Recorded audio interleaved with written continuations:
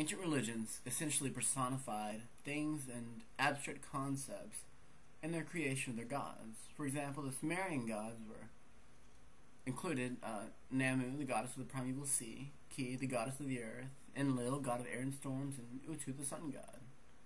The Greek gods included Zeus, the king of gods, wisdom, light, and lightning, Poseidon, the god of the sea, Aphrodite, goddess of love, Ares, god of war.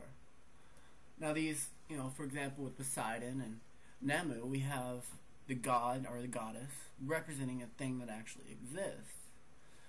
However, you also have, for example, Aphrodite, Zeus, and Ares representing abstract concepts. And in other religions, for example Hinduism, there are different gods that are manifest representations of different aspects of the one god. And overall, you have this personification of ideas and things that brings forth the conception of gods. Now, the Abrahamic religions claim to be different from the polytheistic religions of ancient times because, well, they only have one god, apparently, and the devil. However, in the Abrahamic religions, rather than the god of, X, Y, or Z, you have the aspects seen as good piled into God, and the aspects seen as bad or evil piled into Lucifer. And essentially, one can view this as a simplification of ancient polytheism, as opposed to having separate gods for different aspects of life and reality.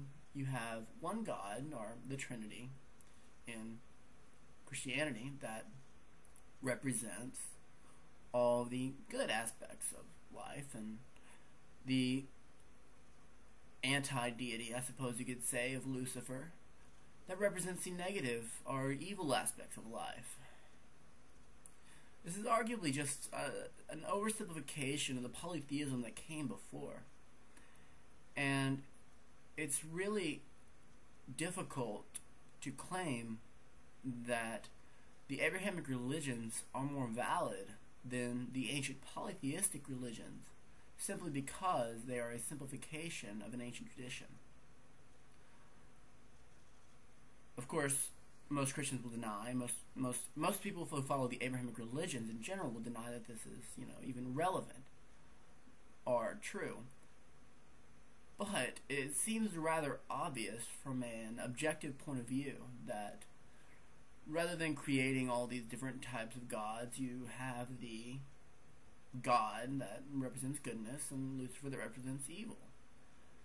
And this goodness can encompass, for example, love, just war, wisdom, many of the aspects that are represented by, for example, the Greek or Roman gods.